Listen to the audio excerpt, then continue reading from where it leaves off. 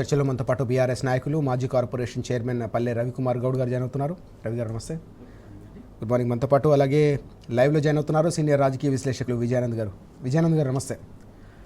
ముందుగా రవి గారు, మనం చూస్తూ ఉన్నాం చాలా కీలకమైన అంశం. నిన్న సింగరేణికి సంబంధించి దాదాపు 40 లక్షల కోట్ల బొగ్గు మాయమైందని చెప్పేసి BRS LP deputy floor leader Harish Rao గారు కీలకమైన అంశాన్ని లేవనెత్తిన పరిస్థితి. దాని విలువ దాదాపు 1600 కోట్లు ఉంటుందని, 7 గన్ల వద్ద బొగ్గున్నట్టు వెబ్సైట్లో రికార్డు ఉన్నాయి కానీ అక్కడ కనిపించట్లేదని చెప్పి ఆయన లేవనెత్తిన కీలకమైన అంశం. ఇప్పటికే సింగరేణికి సంబంధించి కాంగ్రెస్ అధికారంలోకి వచ్చిన నాటి నుంచి రోజు రోజుకి సంస్థ కుదేలవుతూ ఉంది, అప్పుల్లో కూరుకుపోతూ ఉంది. 4000 కోట్ల ఓవర్ డ్యూస్కు వెళ్ళిపోయిన పరిస్థితి. తాజాగా ఈ మొత్తం వ్యవహారాన్ని ఎట్లా అర్థం చేసుకోవాలి? సీతారామరాజు గారు, ముందుగా మీకు టీ న్యూస్ వీక్షకులకి, సోదరులు విజయానంద్ గారికి గుడ్ మార్నింగ్ అండి. ఇప్పుడు నిజంగా సింగరేణి అనేది తెలంగాణకు కొంగు బంగారం లాంటిది. చాలా ఇక దాంట్లో ఇంకేమి లేదు. 2 మైనింగ్లో కానీ అంతర్జాతీయ వాణిజ్యంలో కానీ 100 సంవత్సరాలకు పైగా చరిత్ర ఉన్నటువంటి ఒక అతిపెద్ద ప్రభుత్వ రంగ సంస్థ.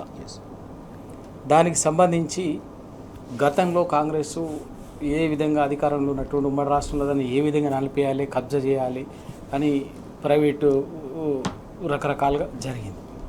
తెలంగాణ వచ్చిన తర్వాత తెలంగాణకు ఆయువు పట్టు లాంటి సింగరేణిని, ఎందుకంటే దాదాపు 70-80 వేల మందికి ప్రత్యక్షంగా ఉద్యోగం ఇచ్చే సంస్థ, పరోక్షంగా లక్షల మందికి ఆర్థికంగా ఆ సింగరేణి బెల్టులు అక్కడి నుంచి మనకు రామగుండం నుంచి మొదలుకొని కొత్తగూడెం వరకు ప్రతి చోట ఒక ఆర్థికంగా చేతినిచ్చే ఒక గొప్ప సంస్థ. దానికి అనుసంధానంగా కొన్ని లక్షల మంది చిన్న చిన్న వ్యాపారాలు, దాంతో హోటల్ ఇండస్ట్రీ, రకరకాలుగా జీవనం కొనసాగించే ఒక ఆధారం ఇచ్చేటటువంటి ఒక పెద్ద సంస్థ. అటువంటి సంస్థని కేసీఆర్ గారు తెలంగాణ వచ్చే నాటికి అప్పటికి ఉద్యోగాలన్నీ ఇక మెల్లమెల్లగా తీసేస్తూ దాన్ని సింగరేణిని మొత్తం ప్రైవేట్ వాళ్ళకి అప్పచెప్పేటటువంటిది నడుస్తుంది 2014. అటువంటి సంస్థని కేసీఆర్ గారు 19,000 మందికి మళ్ళీ కొత్తగా ఉద్యోగాలు ఇచ్చేటటువంటి ఒక గొప్ప, అతి గొప్ప ఒక శ్రీకారం చుట్టిండు. దానికి ఉన్నటువంటి నెగటివ్ బ్యాగేజ్ని అంతా తీసేసి ఒక గొప్ప మళ్ళీ పాత పూర్వ వైభవం తీసుకొచ్చారు సింగరేణి సంస్థకి. ఆర్థికంగా కానీ దానికి ఉన్నటువంటి సోషల్ కాజ్ కానీ ఏ రకంగా చూసినా కూడా దానికి ఒక గొప్ప సంస్థగా మళ్ళీ నిలబెట్టిండు. కాబట్టే సింగరేణి లాభాల నుంచి కార్మికులకి ఒక బ్రహ్మాండమైనటువంటి దసరా సందర్భంలో లాభాల్లో వాటాలు ఇచ్చే స్థితికి, అప్పుల్లో నుంచి వాటాలు ఇచ్చే స్థితికి, వాళ్ళకు లాభాలు కార్మికులు పనిచే స్థితికి తీసుకొచ్చింది. ఇవాళ పరిస్థితి ఏంటంటే దాదాపు ఆ సంస్థని ఇప్పుడు మీరు చెప్పినట్టు 4,000 కోట్ల ఓవర్ డ్యూస్కి తీసుకొచ్చింది. అసలు రాష్ట్ర ప్రభుత్వ ఓవర్ డ్యూసే 3,200 కోట్లు ఉన్నాయి, కానీ సింగరేణికి వచ్చేసరికి 4,000 కోట్ల ఓవర్ డ్యూస్. అసలు ఇంకేం అర్థం కాదు. ఇదంతా ఒక ఎత్తు అయితే, చాలా ఆశ్చర్యం ఏంటంటే ఏమంటారు చూడు, చుట్టూ వాళ్ళే కానీ ఏదో చేపల ముళ్ళు ఏదో మాయమైనట్టు రికార్డులలో 40 లక్షల మెట్రిక్ టన్నుల ఏప్రిల్ 30వ తారీఖు నాటికి రికార్డులలో 7 ఏరియాస్ ఉంటాయి. దానికి మన రామగుండం 7 గన్లు, రామగుండం 1, రామగుండం 2, భూపాలపల్లి, ఇల్లందు, కొత్తగూడెం, ఇట్లా మొత్తంగా 7 గన్లు ఉంటాయి. 7 గన్లలో స్టాక్ ఉన్నట్టుగా 40 లక్షల మెట్రిక్ టన్నుల ఏప్రిల్ 30 నాటిగా రికార్డులను చూపిస్తున్నారు. దానికి ఇక మనం చెప్పాలంటే అవన్నీ కూడా, కానీ తీరా చూస్తే వాస్తవంగా ఏంటంటే గ్రౌండ్ రియాలిటీస్ స్టాక్ ఎక్కడా లేదు. ఓకే, దాని విలువ దాదాపు 16,000 కోట్లు ఉంటుంది.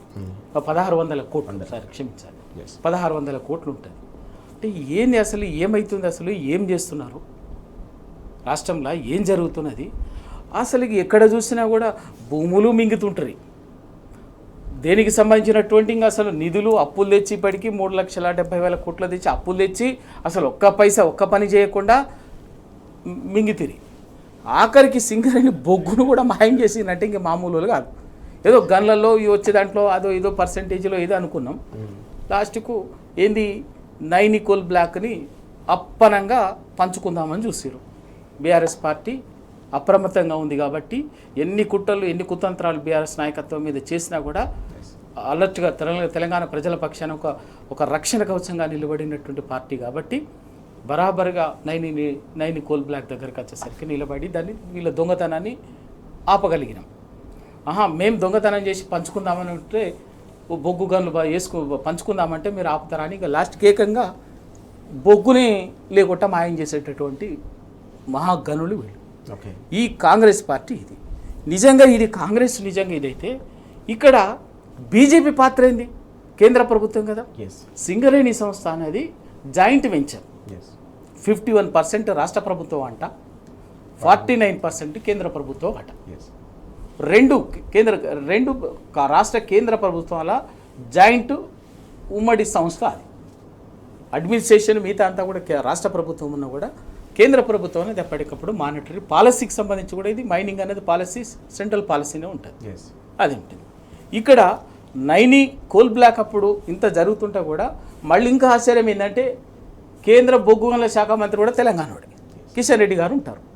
ఆ రోజు అంతా జరుగుతుంటే ఎంతసేపు కేసీఆర్ గారి మీద టీఆర్ఎస్ 9.5 ఏళ్ల మీద దుమ్మెత్తి పోసి చిల్లర చౌకబారు వ్యవహారం మాట్లాడేటటువంటి రాజకీయం చేసినారు తప్ప బీజేపీ కాంగ్రెస్ ఆ రోజు అంత సమాజం నుంచి ఒత్తిడి వచ్చిన నేపథ్యంలో తట్టుకోలేని పరిస్థితుల్లో ఆ నైని దాన్ని ఒక్కటి రద్దు చేసిండ్రు. తర్వాత మొత్తం సింగరేణిలో జరుగుతున్నటువంటి అవినీతి వ్యవహారానికి సంబంధించి ఒక కమిటీ వేసి విచారణ చేస్తామని చెప్పింది. దాదాపు ఇప్పటికి 5-6 నెలలు అవుతుంది. మరి కిషన్ రెడ్డి గారు చెప్పాలి, నరేంద్ర మోడీ గారు చెప్పాలి. అంటే వచ్చేసి తెలంగాణకి ఏదో పెద్ద పెద్ద మాటలు మాట్లాడుతుంటారు కదా. అసలు ఏంది సింగరేణి, ఏమవుతుంది, సింగరేణిలో ఏం జరుగుతుంది, సింగరేణిలో ఇంత దోపిడీ ఎందుకు జరుగుతున్నది, మీకు తెలియకుండా జరుగుతున్నదా? కేంద్ర ప్రభుత్వాలు తెలియకుండా సింగరేణిలో సింగరేణిని లూటీ చేసే పని జరుగుతుందా? లేదా ఆ దోపిడీలో మీది కూడా ప్రధాన భాగస్వామ్యం ఉందా? ఏంది ఇది? ఒక తెలంగాణకు ఇవాల్టి కాదు, బిఫోర్ ఇండిపెండెన్స్ సింగరేణి అనేది అతిపెద్ద ప్రభుత్వ రంగ సంస్థ. దేశంలోనే ఇప్పటికీ మైనింగ్లో అద్భుతమైన అనుభవము, అద్భుతమైన ఎక్స్పీరియన్సు, నాలెడ్జ్ ఉన్నటువంటి టెక్నికల్ మ్యాన్ పవర్ ఉంది, స్కిల్డ్ మ్యాన్ పవర్ ఉన్నది. ఇంత ఉన్నటువంటి ఇంకొక కొత్త అనుభవం ఉన్నటువంటి సంస్థని ఎప్పటికప్పుడు రెండు కాంగ్రెస్ పార్టీ బీజేపీ పార్టీ రెండు కలుపుకొని దాన్ని నిర్వీర్యం చేసి విచ్ఛిన్నం చేసేటటువంటి కుట్ర రెండు కలిపి చేస్తున్నాయి. ఒక కాంగ్రెస్ కూడా కాదు ఇక్కడ, బీజేపీ కాంగ్రెస్ రెండు. ఎందుకంటే నైని కోల్పులకప్పుడు వీళ్ళ ఇద్దరు దొంగతనం బయటపడింది. బీఆర్ఎస్ పార్టీ ఒక్కటి లేకపోయింటే ఆ రోజు అప్పనంగా వాళ్ళు అనుకునే వాళ్ళకి అప్పచెప్పుకునేటోళ్ళు.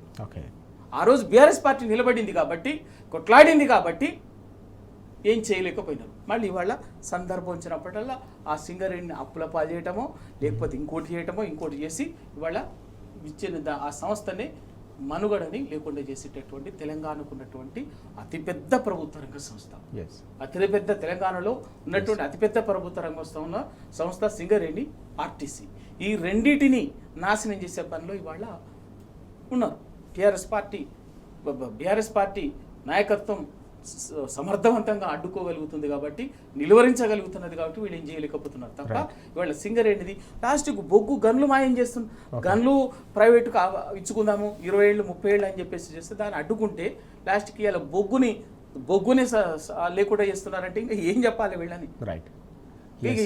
దీని మీద ఖచ్చితంగా హరీష్ రావు గారు నిన్న మాట్లాడినట్టుగా దీని మీద సిట్టు వేస్తారా? లేకపోతే మీరు చీటింగ్ మాటికి అంటారు కదా సిబిఐ విచారణ ఎందుకంటే సిబిఐ జరగాలి వాస్తవంగా. ఎందుకంటే ఇది కేంద్ర ప్రభుత్వం ఇన్వాల్వ్మెంట్ ఉన్నటువంటి సంస్థ కాబట్టి, రెండు రాష్ట్ర కేంద్ర ప్రభుత్వాలకు సంబంధించిన సంస్థ కాబట్టి ఒక అత్యున్నత దర్యాప్తే జరగాలి. అసలు ఏం జరుగుతున్నది సింగరేణిలో అవినీతి, మిగతా గనులకు సంబంధించి కానీ దగ్గర జరిగే ఆర్థిక గోల్మాల్ వ్యవహారాలు కానీ లేకుండా ఏ నిబంధనలు పాటించకుండా సివిల్ వర్క్స్ 100 కోట్ల సివిల్ వర్క్స్, సిఎస్ఆర్ ఫండ్స్ అన్నిటిని ఇష్టానుసారంగా ఇవాళ చేస్తున్నారు. ఎందుకంటే సింగరేణిని నిర్వీర్యం చేసి కుప్ప చేసినట్టయితే ఎవరో కథ అనుకున్నట్టుగా చేసుకునేటటువంటి జరుగుతుంది. కాబట్టి మొత్తం వ్యవహారం మీద హరీష్ రావు గారు అడిగినట్టు సిట్ కానీ లేదా సిబిసిఐడి కానీ ఇంకా వాస్తవాలు లోతుగా జరగాలంటే సిబిఐ కానీ విచారణ జరిగి వాస్తవం ఏంది అసలు అన్నది ఇవాళ తెలంగాణ సమాజానికి మొత్తం దేశాన్ని కూడా తెలియాల్సినటువంటి అవసరం. మనం చూస్తా ఉన్నాం నైని కోల్ బ్లాక్ వ్యవహారంతో ఇప్పటికే సింగరేణి గొంతుకేసే కుట్రలు కొనసాగాయి. తాజాగా 40 లక్షల టన్నుల బొగ్గు మాయమైన ఈ మొత్తం వ్యవహారంపై తప్పకుండా అత్యున్నత స్థాయి దర్యాప్తు చేయించాల్సిన బాధ్యత కేంద్ర ప్రభుత్వంపై ఉందని పల్లె రవి గారు కూడా డిమాండ్ చేస్తున్న అంశం మనకు కనిపిస్తోంది.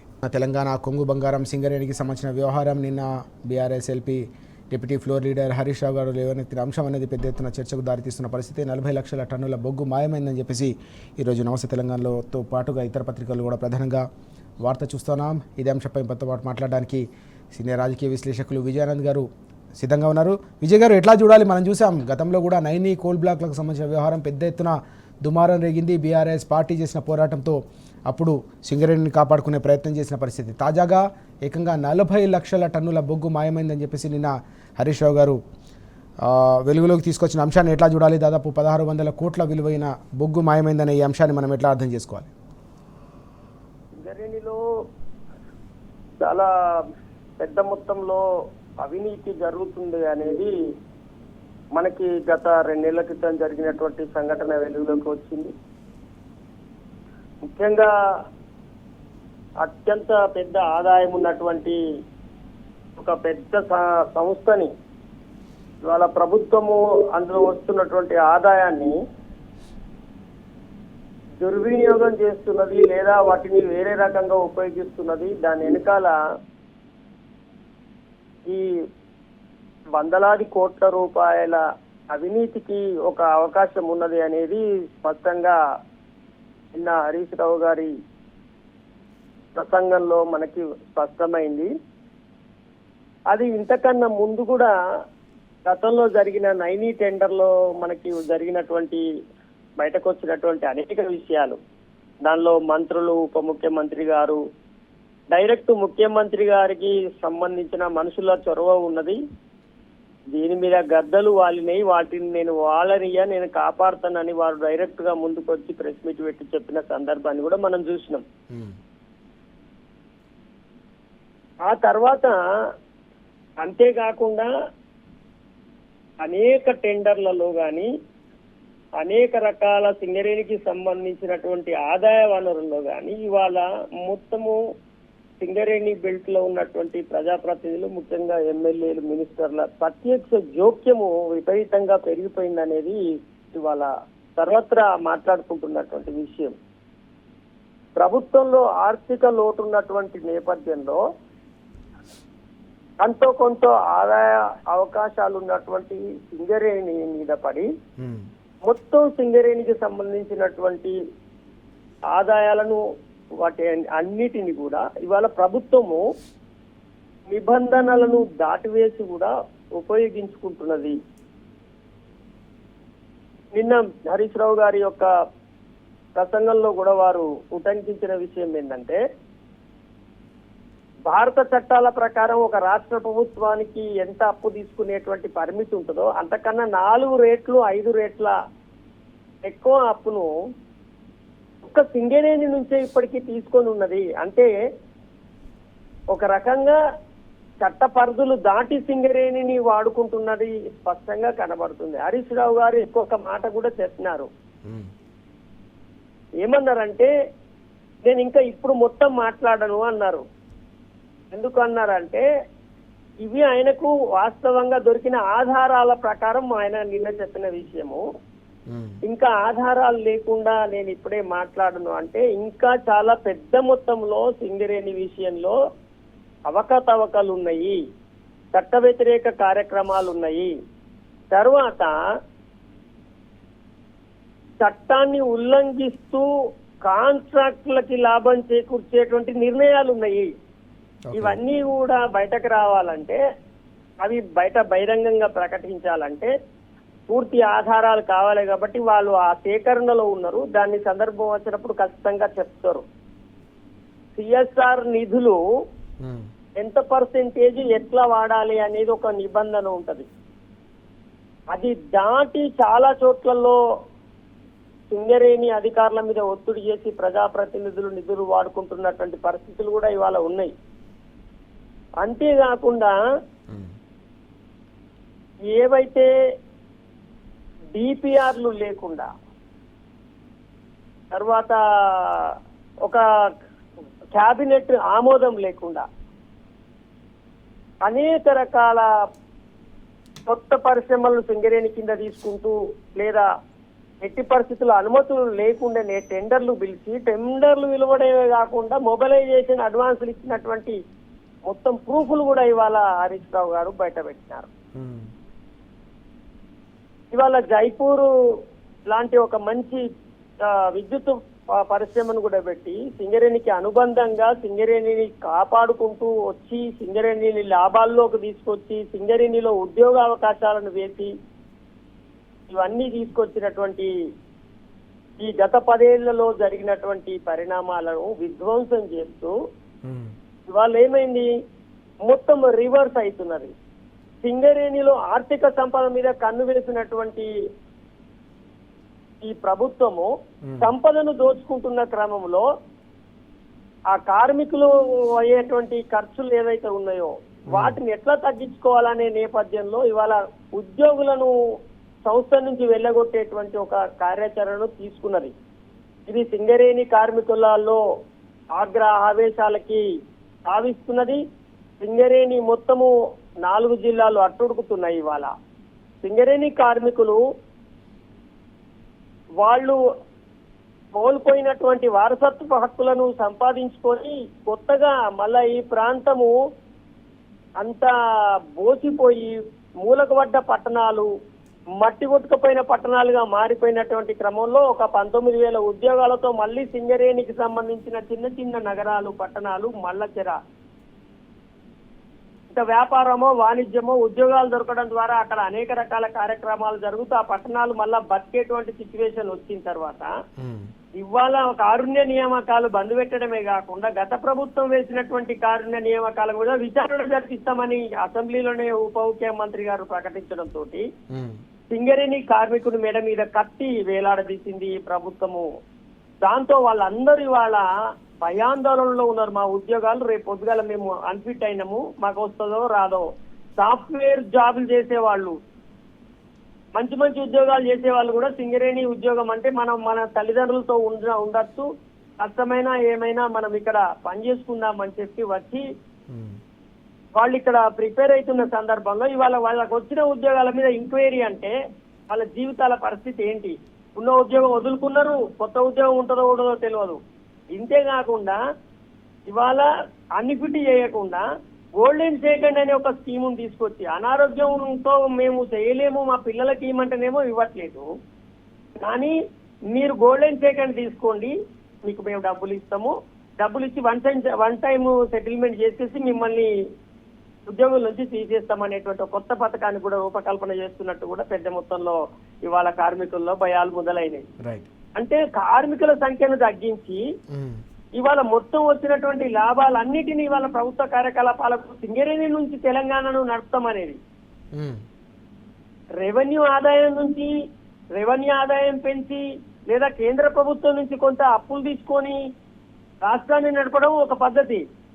కానీ ఒక ప్రభుత్వ రంగ సంస్థ అయినటువంటి ఒక సింగరేణి మొత్తము సంపదనంతా తీసి ఆ రాష్ట్రాన్ని నడపడం అనేటువంటి పరిస్థితి వల్ల తీసుకొస్తే ఆ కంపెనీ మొత్తము సర్వనాశనం అయిపోతే అంతో ఇంతో తెలంగాణకు దిక్కైనటువంటి ఆదాయ వనరుగా ఉన్నటువంటి ఉద్యోగాలకు అవకాశం ఉన్నటువంటి రంగము, ఈ ఉద్యోగాల మీద ఆధారపడుతున్నటువంటి అనేక రకాల పట్టణాలు ఇవాళ రాంగుండం కావచ్చు, భూపాలపల్లి కావచ్చు, శ్రీరాంపూర్, మందమర్రి ఇవన్నీ కూడా సింగరేణి ఉండడం వల్ల ఏర్పడ్డటువంటి నగరాలు.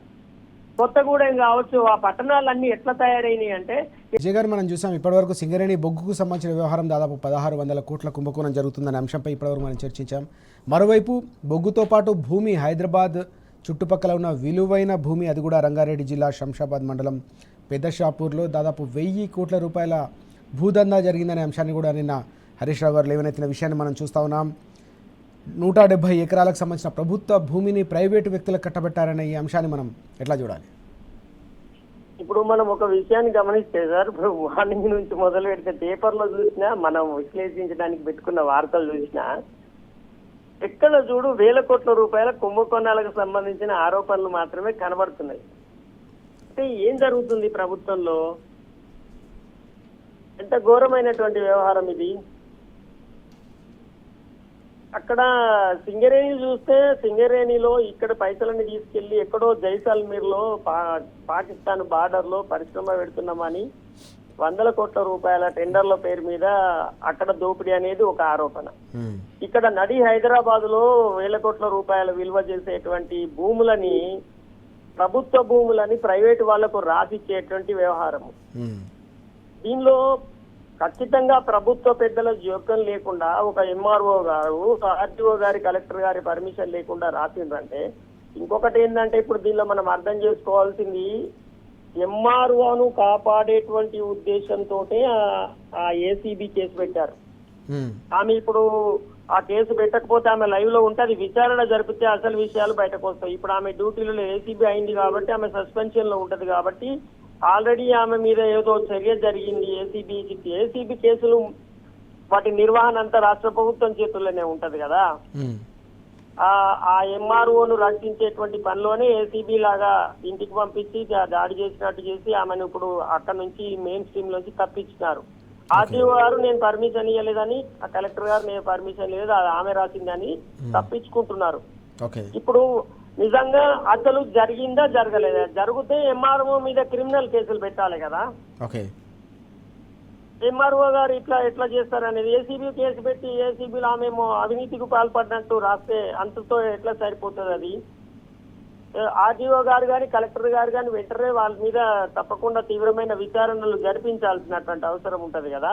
అంటే ఇక్కడ అవినీతి ఆరోపణ చేసినప్పుడల్లా ఎవరో ఒక అధికారిని ఎవరినో బలి చేస్తూ మళ్ళీ వాళ్ళను కాపాడేటువంటి ప్రయత్నం చేస్తున్నటువంటి పరిస్థితి ప్రభుత్వంలో కనబడుతుంది. ఎక్కడ అవినీతి ఆరోపణ వచ్చినా ఏదో తాత్కాలికంగా అధికారుల మీద చర్యలు తీసుకుంటాము అన్నట్టుగా చెప్తున్నారు.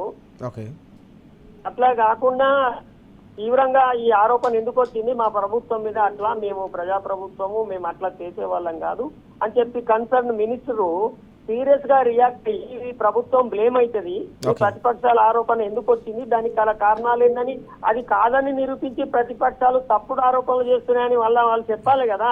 ఇప్పుడు హరీష్ రావు గారు నిన్న ఆరోపణ చేసి ఇప్పటి వరకు రెవెన్యూ మంత్రి గారి నుంచి ఎక్కడ సమాధానం లేదు, ఎవరు ఆన్సర్ ఇస్తలేరు. కుక్కిన పెయిన్ లాగా అందరూ సైలెంట్ అయిపోయి లోపల ఊరుకొని ఉండడం తప్ప, లేదండి మేము అసలు అట్లాంటి పనే చేయలేదు, ఇది జరగలేదు, మేము ఎంఆర్ఓని జైల్లో పెడతాము, లేకపోతే ఎవరైతే రిజిస్ట్రేషన్ చేయించుకున్నాడో ఆ రిజిస్ట్రేషన్ చేయించుకున్న వాడిని కూడా మనం కేసు పెట్టి విచారించాలి కదా. ప్రభుత్వ భూమి నీకు ఎట్లా అయింది ఏంది అనేది తప్పకుండా వాళ్ళని కూడా దీనిలో కేసులో భాగస్వామ్యం చేయాలి కదా. సో ఇప్పుడు మీరు ఏ శాఖ తీసుకున్నా మొత్తం రాష్ట్రం అంతా చెప్పేది ఏంటంటే శాఖల వారీగా ఆర్గనైజ్డ్ గా అధికారులను ఒత్తిడి చేస్తూ అవినీతికి వీళ్ళు ముందుకు తీసుకెళ్తున్నారు. వాళ్ళ మీద అవినీతికి సంబంధించిన అటువంటి ఒత్తిళ్లు కూడా ఉన్నాయనేది కూడా కొంత ఉన్నది. అనేక రకాల ఆరోపణలు వస్తున్నాయి. ఎక్కడ చూసినా 100 కోట్ల రూపాయల కుంభకోణాలు, 100 కోట్ల రూపాయల భూదందాలు అనేటివి మనకు వినబడుతున్న పరిస్థితి ఎందుకు వచ్చింది రాష్ట్రంలో. అసలు మనము రాక ఇవాళ 20 ఏళ్లకు 15 ఏళ్లకు కాంగ్రెస్ పార్టీ అధికారంలోకి వచ్చినప్పుడు వాళ్ళు ప్రజల సంక్షేమము, ప్రజల అభివృద్ధి, తెలంగాణ పునర్నిర్మాణము తదితర అంశాల మీద మంచిగా అభివృద్ధి కార్యక్రమాలు తీసుకుపోవాల్సినటువంటి పరిస్థితిని వదిలిపెట్టి వాళ్ళ రాగానే మొత్తం అవినీతిమయమైనటువంటి వార్తలు, కుంభకోణాలు ఎలా వస్తున్నాయి. రెండోది కింద ప్రజలు భావిస్తున్నది ఏంటంటే ఇక వచ్చిన అవకాశాన్ని వాడుకుందామని చెప్పి ఎక్కడికక్కడ ఎవరికి వాళ్లే ఇవన్నీ కార్యక్రమాలు చేస్తున్నారు. ఇది రాష్ట్ర స్థాయిలో మాజీ మంత్రులు దృష్టి సారించేటువంటి ఇవి పెద్ద విషయాలే మనం మాట్లాడుకుంటున్నాము. ఇది నియోజకవర్గ స్థాయి వరకు, మండలాల స్థాయి వరకు ఎక్కడికక్కడ వ్యవస్థీకృతమై ఈ దందాలు కొనసాగుతున్నటువంటి పరిస్థితి, ఆరోపణలు ప్రజల నుంచి వస్తున్నాయి. అనేక మంది బాధితులు ఉన్నారు. వాళ్ళ ఆవేదనలు చెప్పరానిటువంటివి.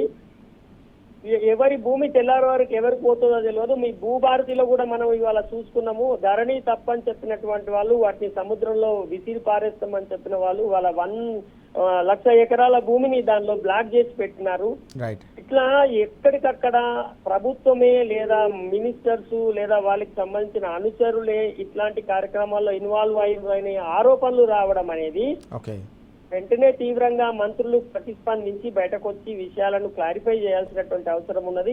ఇవాళ మాజీ ఆర్థిక శాఖ మంత్రి గారు చాలా తీవ్రమైన ఆరోపణలు ఈ ప్రభుత్వం మీద చేసినారు.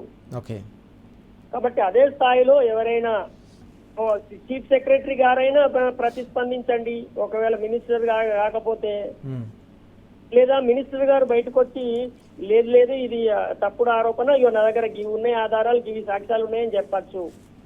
అంతేందుకండి, విత్ పేపర్స్ తో పాటు గవర్నమెంట్ డాక్యుమెంట్స్ తో పాటు మైనింగ్ మీద ఓకే, అసెంబ్లీలోనే నిలదీస్తే ఇప్పటి వరకు ఏమాత్రం చర్యలు తీసుకోలేదు. రైట్. అక్రమ మైనింగ్ల మీద అక్కడ జరిగినటువంటి 100 కోట్ల రూపాయలు ప్రభుత్వానికి రావాల్సిన ఆస్తులను ప్రైవేటు వ్యక్తుల జేబుల్లోకి పోయాయని చెప్పి సాక్ష్యాధారాలతోటి అసెంబ్లీలో మాట్లాడితే కూడా ఇప్పటి వరకు దాని మీద ఎలాంటి చర్య చేపట్టినటువంటి పరిస్థితి ఉన్నది. కాబట్టి ఈ సిచ్యువేషన్, ఇంత అవినీతి అనేది విపరీతంగా ఇవాళ సమాజంలో పేరుకపోవడం అనేది, ప్రభుత్వ ఆస్తులను ప్రైవేటు వ్యక్తులు దారాదత్తం చేసుకుంటూ రాసుకుంటూ పోవడం అనేది, ఇది ఒక రాజ్యాంగం నడుస్తున్న పరిస్థితి కానటువంటి సిచ్యువేషన్. ఇది చాలా ప్రమాదకరమైన గంటిక అని చెప్పి మనం భావించవచ్చు.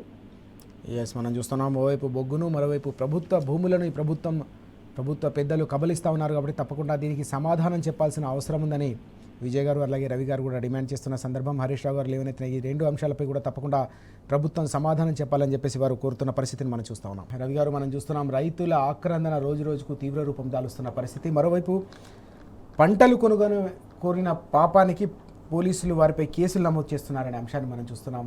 మరోవైపు వడ్లు కొనమని చెప్పేసి కోరిన సందర్భంగా ఒక ఆర్టీసీ డ్రైవర్ అన్న అన్నదాతలకు అండగా నిలిస్తే అతనిపై నిన్న వేటు వేసిన పరిస్థితి. పెద్ద ఎత్తున బీఆర్ఎస్ శ్రేణుల నుంచి అలాగే ఆర్టీసీ కార్మికుల నుంచి ఒత్తిడి రావడంతో మరోసారి వెనక్కి తీసుకున్న సందర్భం కూడా మనం చూస్తున్నాం. ఇట్లా చూడాలి, అన్నదాతలకు సంబంధించి దాదాపు వర్షాలు కూడా ప్రారంభమవుతున్నాయి. ఇంకా కొనుగోలు కేంద్రాల్లోనే పెద్ద ఎత్తున నిరీక్షణ అలాగే పడిగాపులు పడుతున్నారు అన్నదాతలతో. సీతారామరాజు గారు, ఇవాళ ధాన్యం కొనుగోలుకు సంబంధించి 2 నెలలుగా రాష్ట్రంలో రైతాంగము ఎంత గోసపడుతున్నారంటే అంత గోసపడుతున్నారు. వాళ్ళకు కడుపు నిండా దుఃఖం, పుట్టెడు దుఃఖంతో ఇవాళ ఉన్నారు. ఎందుకంటే పంట అంతా కష్టపడి చెమటోడ్చి పండించిన పంట ధాన్యము కొనుగోలు కేంద్రాల్లో రోడ్ల మీద నెలల తరబడి ఉన్నాయి. కేవలం సింగరేణి ఉండడం వల్ల ఇవాళ సింగరేణిని విధ్వంసం చేస్తే ఈ 4 జిల్లాలలో ప్రధాన పట్టణాలు, మున్సిపాలిటీలు, కార్పొరేషన్లు కూడా ఇవాళ మూలకు పడిపోయేటువంటి పరిస్థితి ఉంటది. ఇది కేవలం ఒక సింగరేణి కార్మికుల సమస్య కాదు, వాళ్ళ మీద ఆధారపడ్డటువంటి కోట్లాది మందికి సంబంధించినటువంటి సమస్య. ఇవాళ వీళ్ళు తాత్కాలిక ఉపశమనాల కోసము లేదా అక్రమ పద్ధతులలో కాంట్రాక్టర్ నుంచి వచ్చేటువంటి కమిషన్ల కోసము ఇట్లాంటి నిర్ణయాలను బాధ్యతారాహిత్యంగా ఎప్పుడైతే తీసుకుంటారో అది మొత్తం ఈ 5-4 జిల్లాల మీద చాలా పెద్ద మొత్తంలో ప్రభావం చూపుతుంది. సింగరేణిలో పెద్ద మొత్తంలో అవినీతి జరుగుతున్నది. సింగరేణి నిధులను అక్రమ మార్గాల్లో ఇతర రూపాల్లోకి తరలిస్తున్నారు. చట్ట వ్యతిరేకంగా సింగరేణికి సంబంధించిన కార్యకలాపాలు నిర్వహణ జరుగుతున్నాయి అనేది ఇవాళ సర్వత్రా మాట్లాడుకుంటున్నటువంటి విషయము. అది ఉప ముఖ్యమంత్రి గారు కూడా బయటకు వచ్చి ఒకానొక సందర్భంలో మాట్లాడి టెండర్లను రద్దు చేసుకున్నటువంటి ఒక రుజువు, ఒక ప్రూఫ్. సో ఈ సిచ్యువేషన్ లో నిన్న హరీష్ రావు గారు చెప్పినటువంటి విషయాలు, ఇన్ని టన్నుల బొగ్గు ఇవాళ మైన్ మీద ఉన్నదని ఒకవైపు వెబ్సైట్ లో చెప్తూ, ట్యాక్సీలన్నీ పలానా వాళ్ళకు కఠినమని చెప్తూ, ఈ రుజువులన్నీ చూపిస్తూనే ఇక్కడ మాత్రం ఆ సంపద కనబడదు. వచ్చినటువంటి ఆ మొత్తం ట్యాక్సులన్నీ గవర్నమెంట్ కట్టిన వచ్చినటువంటి అమౌంట్ అయినా వాళ్ళు అక్కడ చూపించాలి. ఆ అమౌంట్లన్నీ మరి ఎవరికి పోయినాయి, ఎందుకు పోయినాయి, తర్వాత ఈ అప్పులు సింగరేణి దగ్గర నుంచి ఇన్ని లక్షల కోట్ల రూపాయలు ఎందుకు వాడుకుంటున్నారు, ఈ అన్ని విషయాలు కూడా ఇవాళ చాలా పెద్ద తేనె చెట్టును కలిపారు. ఇవాళ తప్పకుండా సింగరేణి కార్మికులకు అసలైనటువంటి వ్యవహారము, వాళ్ళ జీవితాలకు ఒక పెద్ద పెను ప్రమాదం ముందున్నదనేటువంటి విషయాన్ని స్పష్టంగా నిన్నటి సమావేశం తర్వాత అర్థమైంది. ఇది ఈ సింగరేణి బెల్ట్ లో తీవ్ర చర్చకు కూడా ఇవాళ దారి తీసింది. తప్పకుండా మనకు కొంగు బంగారమైనటువంటి సింగరేణిని కాపాడుకోవడం కోసం మాత్రం తప్పకుండా సింగరేణి కార్మికులకే కాకుండా ఈ ప్రాంతంలో ఉన్నటువంటి అందరు స్టేక్ హోల్డర్స్, రాజకీయ పార్టీలు కూడా అతీతంగా అందరూ కూడా ఇవాళ దీన్ని కాపాడుకోవాల్సినటువంటి అవసరం ఉన్నది. సింగరేణి అవినీతికి వ్యతిరేకంగా, సింగరేణిలో జరుగుతున్న అక్రమాలకు వ్యతిరేకంగా అందరూ వాయిస్ విప్పాల్సినటువంటి అవసరం కూడా తప్పకుండా ఉంది. మనం చూస్తా ఉన్నాం, వేలాది మంది కార్మికుల జీవితాలతో పాటు అనేక జిల్లాలతో ముడిపడి ఉన్న సింగరేణిని కాపాడుకోవాలంటే తప్పకుండా ప్రతి ఒక్కరూ నడుం బిగించాల్సిన అవసరం ఉందని, తప్పకుండా దీనిపై అత్యున్నత స్థాయిలో దర్యాప్తు జరపాలని విజయ్ గారు కూడా కోరుతున్న సందర్భాన్ని మనం చూస్తా ఉన్నాం. పల్లెరావు గారు, మరొక కీలకమైన అంశాన్ని కూడా నిన్న హరీష్ రావు గారు వెల్లడించిన విషయం మనం చూస్తున్నాం. రంగారెడ్డి జిల్లా శంషాబాద్ మండలంలోని పెద్దషాపూర్కు సంబంధించి దాదాపు 170 ఎకరాల ప్రభుత్వ భూమిని ప్రైవేటు వ్యక్తులకు కట్టబెట్టారు. దాని విలువ దాదాపు 1000 కోట్లకు పైగా ఉంటుంది. 1000 కోట్ల భూదందా జరిగిందనే అంశం, దీనిపై కూడా విచారణ జరిపించాలనే డిమాండ్. ఎట్లా చూడాలి ఈ అంశాన్ని మనం? సీతారామరాజు గారు, కాంగ్రెస్ పార్టీ అధికారంలోకి వచ్చిన 2.5 సంవత్సరాలుగా రేవంత్ రెడ్డి గారి చేస్తున్న పనుల్లో ఇదే భూములకు సంబంధించినటువంటి మొత్తం వ్యవహారం. పెద్ద శంషాబాద్లో కూడా నిన్న జరిగింది ఇంత గమ్మత్ అంటే అది ప్రభుత్వ భూమి నిషేధిత జాబితాలో పెట్టాలని ఆర్డీఓ గారు చెప్తారు. ఎంఆర్ఓ గారేమో తహసీల్దార్ గారేమో ఇది ప్రైవేట్ వ్యక్తుల భూమి అని చెప్పేసి ఆయన నివేదిక ఇస్తాడు. అంటే సేమ్ ఇద్దరు అధికారులు మళ్ళీ కోర్టులోని వాళ్ళు ఎక్కడ మామూలుగా కాదు. రంగారెడ్డి జిల్లా శంషాబాదు ఇవాళ చాలా కాస్ట్లీ ల్యాండ్. దాదాపు 170 ఎకరాలు సర్వే నెంబర్ 173 నుంచి 183 వరకు ఒక 10 సర్వే నెంబర్లలో 170 ఎకరాల భూమి ఉంటుంది. 1000 కోట్లు అంటున్నాం. మార్కెట్లో దాన్ని డెవలప్ చేస్తే అది ఇంకెక్కడో మల్టిప్లై అవుతుంది, ఎక్కువగా ఉంటుంది. అటువంటి భూమిని ఇవాళ ఏంది అసలు ఏమవుతుంది? దాన్ని ఇంకా గమ్మత్ ఏంటంటే ఈ వ్యవహారం అంతా కూడా బయటికి రాగానే కోర్టు ముందు ఇద్దరు ఆర్డీఓ గారు ఒక రకంగా, తహసీల్దార్ గారు ఒక రకంగా ఉంటుంది. ఇది వ్యవహారం బయటికి రాగానే వెంటనే దీనికి సంబంధించి తహసీల్దార్ మీద ఏసీబీ రైడ్ చేయడానికి కూడా ఇంటి వరకు పోయినటువంటి ఏసీబీ వెంటనే ఫోన్లో ఏదో జరగగానే ఎక్కడి నుంచి రాగానే ఈ వ్యవహారం వెనక ఎవరు? ఒక సాధారణ వ్యక్తులు ఉంటాయి కదా, స్వయంగా వినిపిస్తున్నది ఏంటి అంటే ముఖ్యమంత్రి గారు ఆయనకు సంబంధించినటువంటి ఒక కీలకమైనటువంటి ఆయన ముఖ్య అనుచరుడైనటువంటి ఒక కార్పొరేషన్ చైర్మన్ వీళ్ళుండి కథ నడిపిస్తున్నారు అని చెప్పేసి. లేకపోతే ఎందుకంటే మామూలు జరిగేది కాదు కదా. ఆర్డీఓ గారు ఒక రకంగా ఇచ్చిన తర్వాత, తహసీల్దార్ గారు ఒక రకంగా ఇచ్చిన తర్వాత ఏంది ఇది అసలు? అంటే హైదరాబాద్ ఇప్పుడు రంగారెడ్డి జిల్లాలో హైదరాబాద్ చుట్టూ ఉన్నటువంటి ప్రభుత్వ భూములు అనేటువంటి వేటిని కూడా మనం నాదర్గుల్లో చూసినాం. నాదర్గుల్లో ఇంకా నడుస్తూనే ఉన్నది. అది స్వయంగా మన రెవెన్యూ మంత్రి పొంగులేటి శ్రీనివాసరెడ్డికి సంబంధించినటువంటి సంస్థ, ఇంకా కొందరు కానీ బాజాప్తా దానికి సంబంధించిన రైతులు 70-80 సంవత్సరాలుగా సాగు చేసుకుంటున్నట్టు భూమిలో కూడా రాత్రి అక్కడ బోర్డులు వెలుస్తుంది, అది అంతా నడుస్తుంటుంది. ఇప్పుడు మళ్ళీ వాళ్ళ శంషాబాద్లో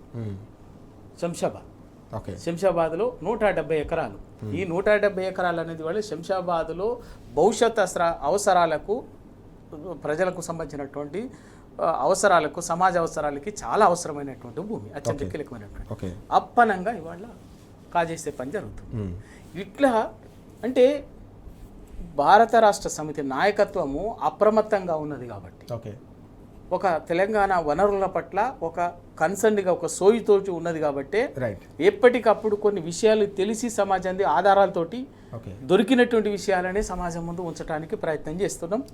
అవి మాత్రం బయటకు వస్తున్నాయి. ఇక భారత రాష్ట్ర సమితి నాయకత్వము నోటీసులకు రాకుండా, అన్ని రావాలని లేదు కదా, నోటీసులకు రాకుండా ఎన్ని కథలు ఎన్ని జరుగుతున్నాయో మొత్తంకెళ్ళి ఇవాళ భూదోపిడీ జరుగుతున్నది.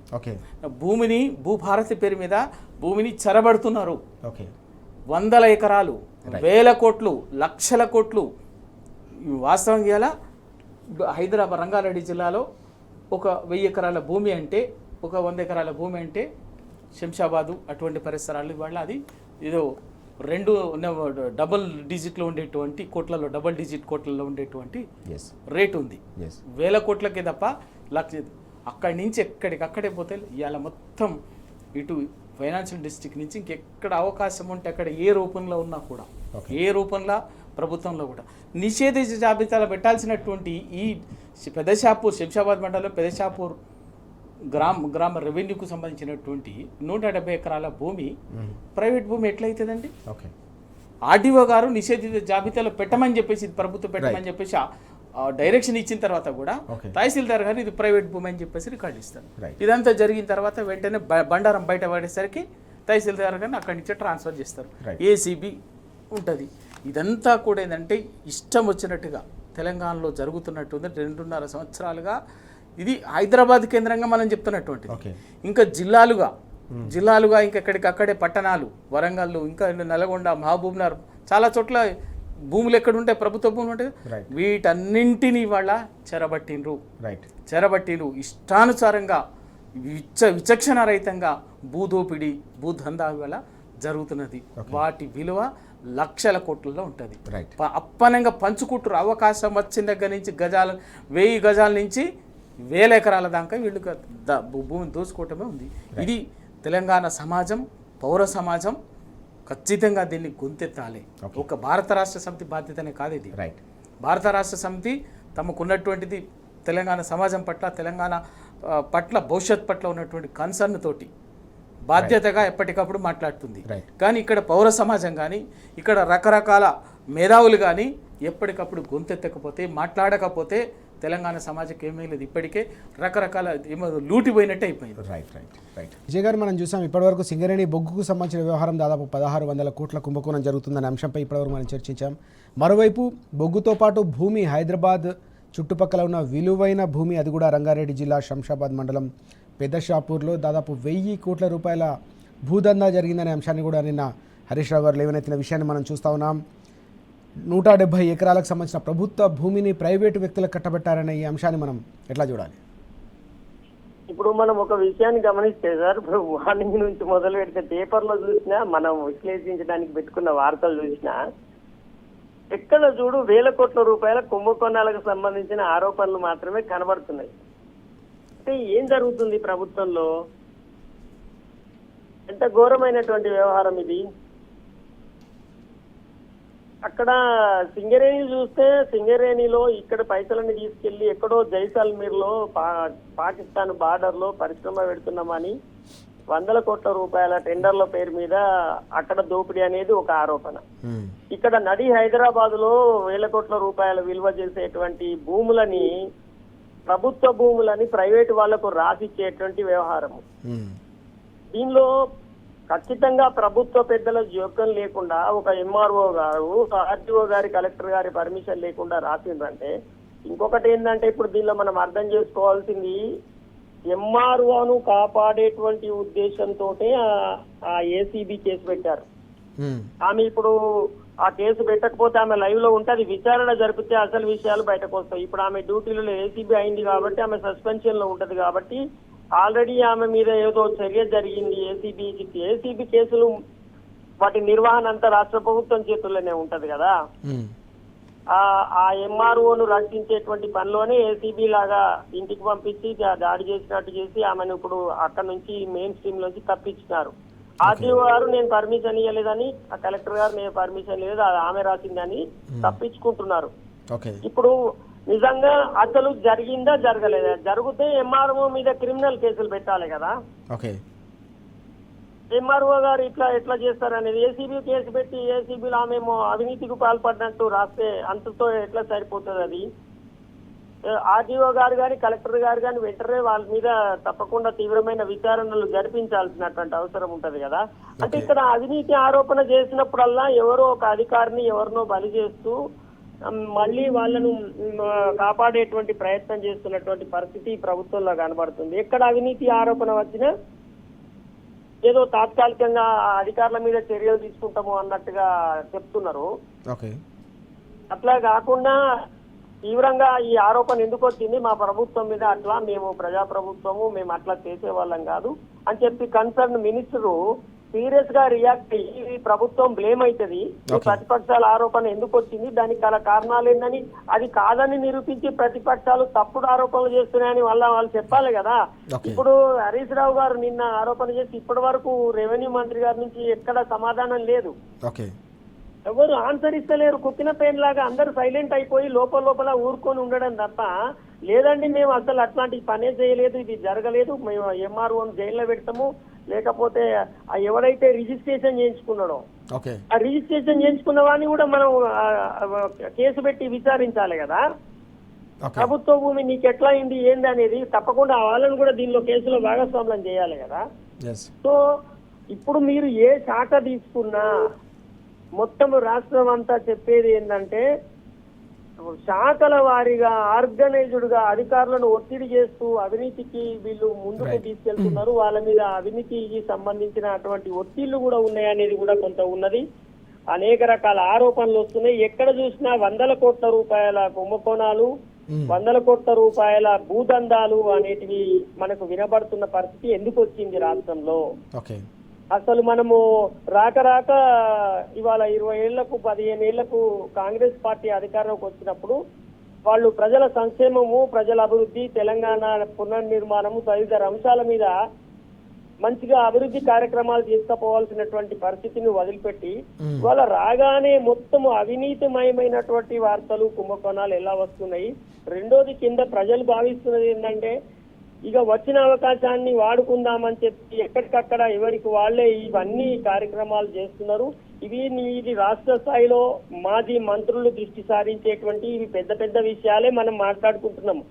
ఇది నియోజకవర్గ స్థాయి వరకు, మండలాల స్థాయి వరకు ఎక్కడికక్కడ వ్యవస్థీకృతమై ఈ దందాలు కొనసాగుతున్నటువంటి పరిస్థితి, ఆరోపణలు ప్రజల నుంచి వస్తున్నాయి. అనేక మంది బాధితులు ఉన్నారు.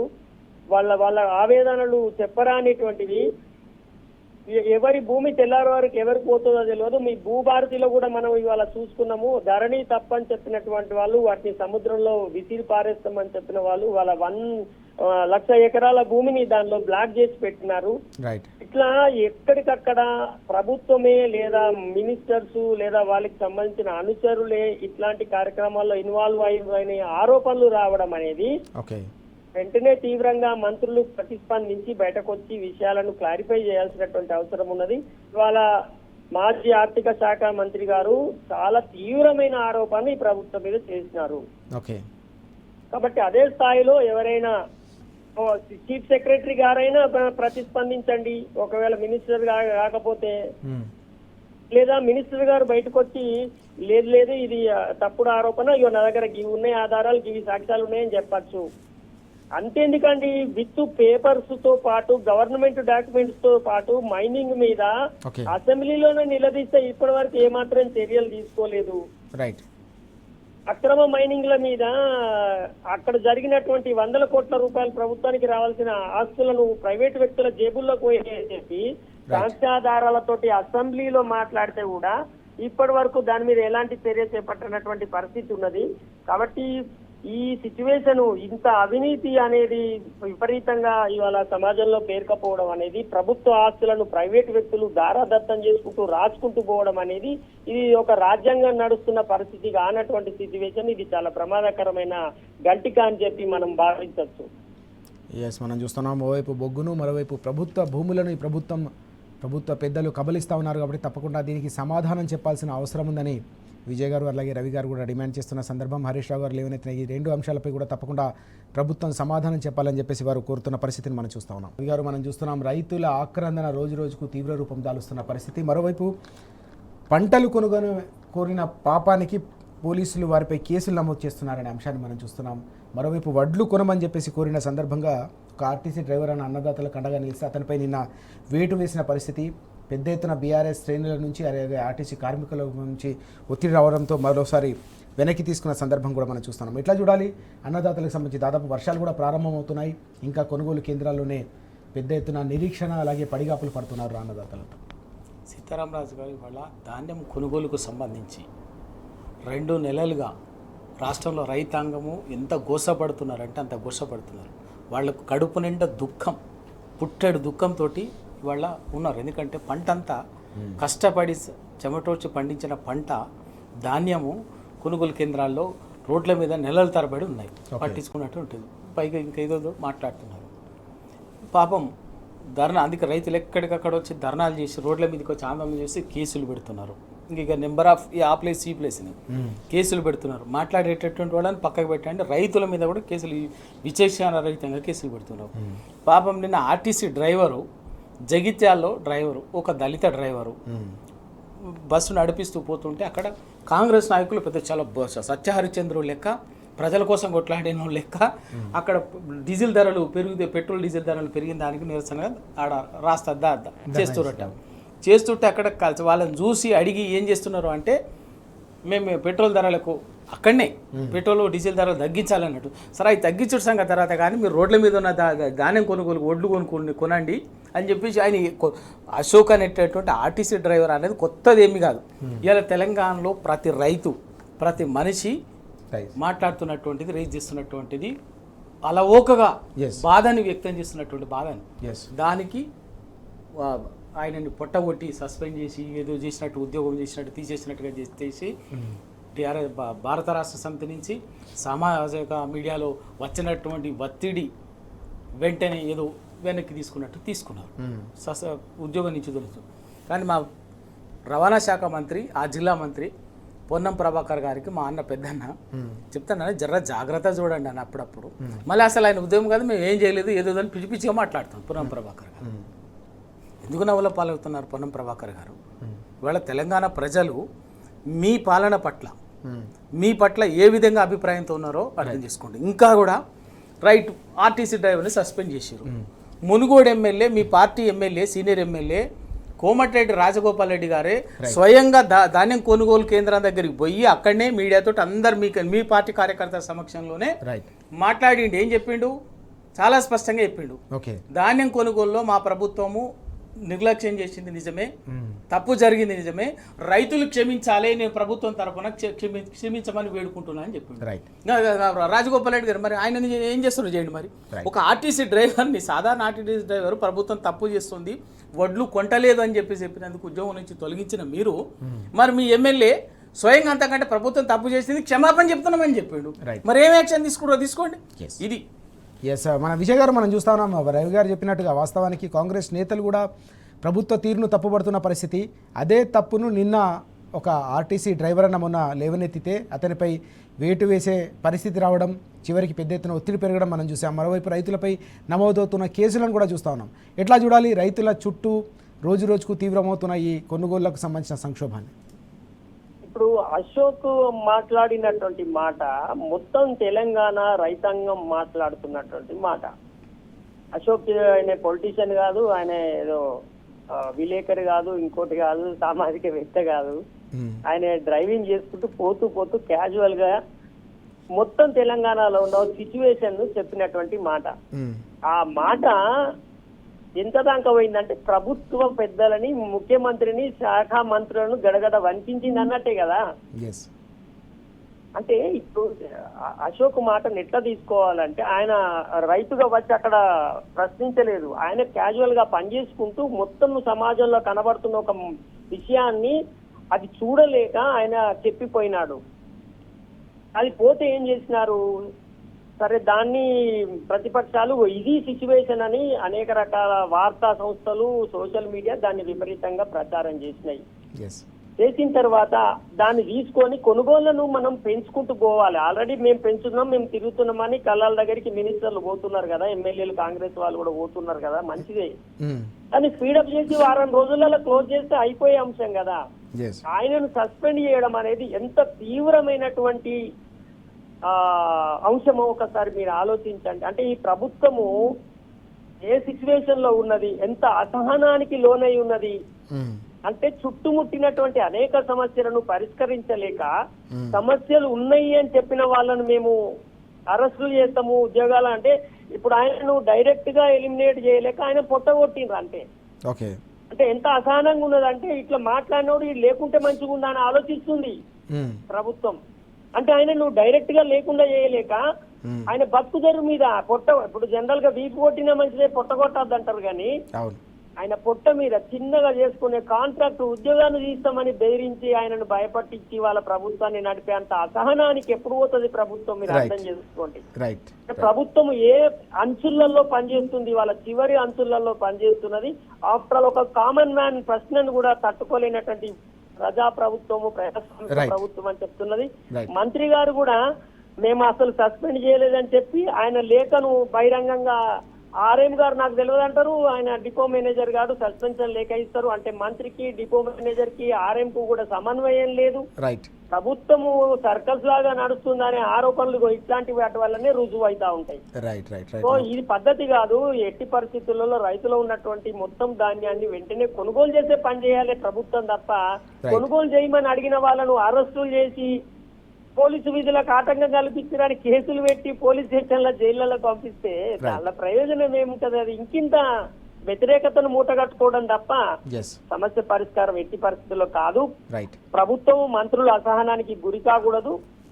ప్రజలు అడుగుతున్న ప్రశ్నలకి సానుకూలంగా సహనంతో సమాధానం చెప్పడం అనేది మంచి పరిష్కారం అవుతుంది. ఇప్పటికైనా ప్రభుత్వం మేల్కొని అట్లాంటి చర్యలు చేపట్టాల్సినటువంటి అవసరం ఉన్నది. ఎస్, మనం చూస్తున్నాం ఆర్టీసీ డ్రైవర్ అన్నదాతలకు అండగా నిలిచేందుకు చేసిన ఒక ప్రయత్నంపై ప్రభుత్వం కక్ష సాధింపు ధోరణితో వ్యవహరించడంపై తీవ్రస్థాయిలో విమర్శలు వ్యక్తమైన నేపథ్యంలోనే ప్రభుత్వం దిగిరాక తప్పని పరిస్థితి నెలకొందనే అంశాన్ని విజయ్ గారు అలాగే రవి గారు కూడా చెప్తున్న సందర్భం. రవి గారు, మరో కీలకమైన అంశం కూడా మనం చూస్తూ ఉన్నాం ఈరోజు.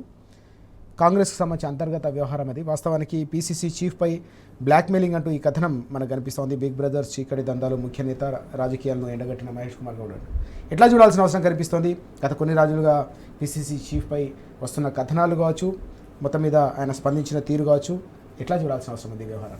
సీతారామరాజు గారు సింపుల్ అండి. ముఖ్యమంత్రి రేవంత్ రెడ్డి గారే ఏం నిర్మోమాటంగా నేను అందరినీ తొక్కుకుంటూ వచ్చాను అని చెప్పిండు. అయిపోయిగా మిగిలింది ఒక మహేష్ కుమార్ గౌడ్ గారు తొక్కుతున్నాడు. ఎందుకంటే పీసీసీ అధ్యక్షులు ఇవాళ జనరల్గా కాంగ్రెస్ పార్టీ రాజకీయాల్లో అదొక జాతీయ పార్టీ కాబట్టి అధికారం ఉన్న రాష్ట్రంలో ముఖ్యమంత్రి ఒక పవర్ సెంటర్ అయితే second immediate power centre PCC chief ఉంటాడు. ఓకే, మనకున్న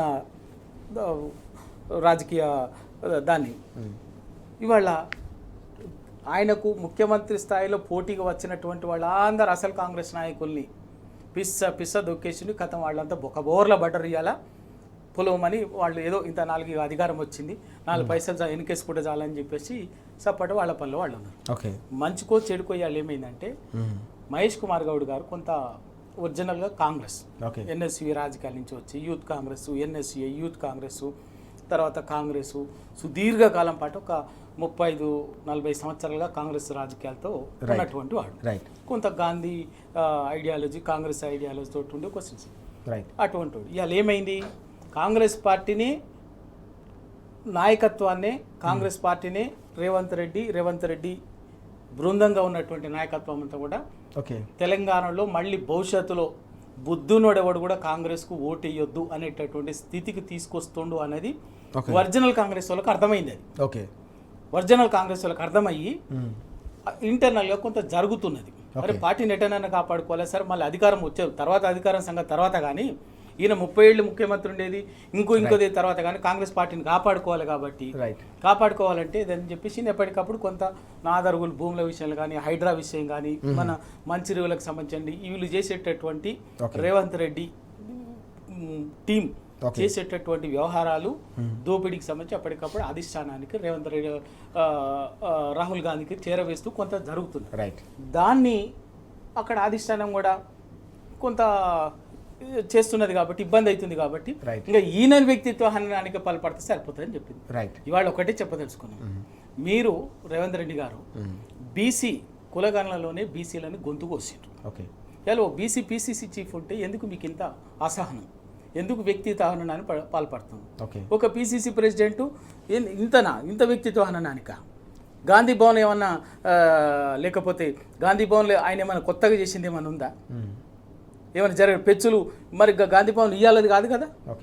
ఇవన్నీ దాన్నటువంటిది ఆయన వ్యక్తిత్వాన్ని ఆయన దెబ్బతీసేటటువంటిది చేస్తున్నది.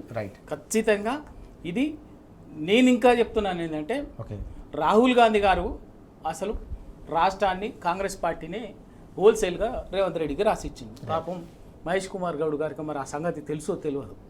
ఇప్పుడు మహేష్ కుమార్ గౌడ్ గారు చెప్పిన దాన్ని బట్టి ఏమని ఉంటే మళ్ళీ ఢిల్లీకి ఇంకో సంచి ఎక్కువ పంపించాల్సి వస్తుంది గంత రేవంత్ రెడ్డి. కాబట్టి కాంగ్రెస్ పార్టీ వాళ్ళ నిజంగా తెలంగాణలో కాంగ్రెస్ ప్రజలు కాంగ్రెస్ పార్టీ దిక్కుమాలిన వ్యవహారాన్ని, దాష్టికాన్ని అనుభవంతో చూసి మళ్ళీ పొరపాటున కూడా ఆ పార్టీకి అధికారంలో మళ్ళీ ఓటేసేటటువంటి పరిస్థితి లేకుండా ఇవాళ తెలంగాణ సమాజం అనేది ఇవాళ మానసికంగా సిద్ధమైంది. ఎస్ విజయ్ గారు, మనం చూస్తా ఉన్నాం కాంగ్రెస్కు సంబంధించి 2 కీలకమైన అంశాలు. ఓవైపు తెలంగాణకు సంబంధించి అంతర్గత కుమ్ములాటలు, మరోవైపు కర్ణాటకకు సంబంధించిన వ్యవహారం కూడా ఈరోజు పత్రికల్లో ప్రధానంగా కనిపిస్తుంది. కర్ణాటక ముఖ్యమంత్రిని కూడా మార్చబోతున్నారనే అంశం. మరోవైపు తెలంగాణకు సంబంధించి పీసీసీ చీఫ్పై బ్లాక్మెయిలింగ్ అంటూ అంశం రవి గారు కూడా చెప్తా ఉన్నారు. పూర్తిగా వ్యక్తిత్వ హననం చేసే ప్రక్రియలో భాగంగా ఇదంతా జరుగుతుందని ఎట్లా చూడాలి ఈ అంశాలని మనం? ఖచ్చితంగా కాంగ్రెస్ పార్టీలో ఒక వర్గ పోరు ఉన్నది. కాంగ్రెస్ పార్టీలో 2 వర్గాలు ఉన్నాయి. రెండోది, మొన్న ప్రధానమంత్రి గారు వచ్చిపోయిన తర్వాత ముఖ్యమంత్రి గారు క్లియర్ కట్ గా ఒక మెసేజ్ ఇచ్చినారు, నాకు ఆప్షన్ ఉంది, మోడీ గారే నన్ను రమ్మంటున్నారని చెప్పి వారితో చెప్పించుకున్నారు. సో దట్ ఇప్పుడు ఏమైంది, ఉంటే నాతో ఉంటారు, లేకపోతే ఇంత కూడా ఉండదు, నాకు ఆప్షన్ ఉన్నది అనేది ముఖ్యమంత్రి గారు పరోక్షంగా కాంగ్రెస్ శ్రేణులకు ఎప్పుడైతే ఇచ్చినారో అప్పటి నుంచి వెళ్ళి కొంత అధిష్టానం కూడా ఆ, ముఖ్యమంత్రికి వ్యతిరేకంగా ఉన్న ఒక వర్గాన్ని కొద్దిగా ఎంకరేజ్ చేస్తున్న నేపథ్యం చూసిన తర్వాత సీఎం గారికి అనుకూల మీడియాలో వాళ్ళ పిసిసి ప్రెసిడెంట్ కి వ్యతిరేకంగా అనేక రకాల ఆయన వ్యక్తిత్వాన్ని ఆయన నాయకత్వాన్ని బలహీనపరుస్తూ అనేక రకాల వార్తా కథనాలు అడ్డివారించారు. ఆ సింగరేణి విషయంలో కూడా అప్పుడు ఉప ముఖ్యమంత్రి మీద కూడా అట్లనే వచ్చినాయి. ఓకే. ఇట్లా ఒకటే పార్టీలో ఉంటూ ఈ రకంగా ఒకరి మీద ఒకరు దుమ్మెత్తి పోసుకొని ఈ రాజకీయాలు చేస్తున్నటువంటి ఈ దుర్మార్గము ఎప్పుడైనా కానీ ఈ జాతీయ పార్టీలలో ఈ అధిష్టానాన్ని డబ్బులతోటి మేనేజ్ చేయడం, అక్రమ పద్ధతుల్లో రాజకీయాలకు వచ్చి చేయడం లాంటివి జరిగినప్పుడు ఇట్లాంటి ధోరణి ఉంటది. ముఖ్యంగా కాంగ్రెస్ లో ఈ ధోరణికి ఎక్కువ అవకాశం మొదటి నుంచి ఉన్నది. ఈ వర్గ పోరు ఉంటది. సో వీళ్ళందరూ పోయి ఇప్పుడు అధిష్టానం దగ్గర ఎక్కడికక్కడ కాపాడుకుంటూ మేనేజ్ చేసుకుంటూ రావాలి. ఇవాళ రేవంత్ రెడ్డి మీద క్లియర్ కట్ గా అనేక స్వరూపాలలో ఈయన బీజేపీకి దగ్గర ఉండడం అనేది స్పష్టంగా రాహుల్ గాంధీకి తెలిసినా ఆయన మీద ఏమాత్రం చర్య తీసుకోలేని ఒక బలహీనతలో ఉన్నటువంటి జాతీయ నాయకత్వం వల్లనే ఈ సిచ్యువేషన్ క్రియేట్ అయింది. ఇవాళ మహేష్ కుమార్ గౌడ్ కు ఆ పరిస్థితి రావడం వెనకాల ఆ కాంగ్రెస్ జాతీయ నాయకత్వం వైఫల్యం కూడా ఉన్నదని కూడా చెప్పచ్చు. ఎస్ మనం చూస్తా ఉన్నాం. మొత్తం మీద కాంగ్రెస్లో అంతర్గత పోరు అలాగే వర్గ పోరు తారాస్థాయికి చేరుతున్న సందర్భం అయితే కనిపిస్తుంది. ఓవైపు తెలంగాణలో, మరోవైపు కర్ణాటకలో కూడా ఇవి రోజు కూడా కొత్త పరిణామాలకు దారితీస్తున్న నేపథ్యం. ఈ మొత్తం అంశంలో కాంగ్రెస్ హైకమాండ్కు సంబంధించిన వైఫల్యం కూడా చాలా స్పష్టంగా కనిపిస్తుందనే విషయాన్ని విజయ్ గారు అలాగే రవి గారు కూడా స్పష్టంగా చెప్తున్న విషయాలు ఇప్పటివరకు మనం చూసాం. Thank you very much Vijay గారు అలాగే రవి గారు చర్చలో పాల్గొన్నాం. Thank you. ఇది వాటి వార్తలు వాస్తవాలు. నమస్తే.